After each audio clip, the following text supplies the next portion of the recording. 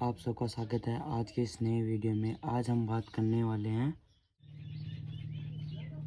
Tractor में steering के रबड़ की सेफ्टी की। ये धूल मिट्टी से ख़राब हो जाते हैं, इनकी सेफ्टी के लिए हम इसके ऊपर कपड़ा बांध देते हैं जिससे कि इसकी धूल मिट्टी से सेफ्टी होगी और धूल मिट्टी न जाने से लंबे समय तक चलेंगे। इस तरह से हम इसको बांध देते हैं जिससे कि धूल मिट्टी न जाए और ये लंबे समय तक चले। वीडियो अच्छा लगे तो चैनल को सब्सक्राइब ज़रूर करें।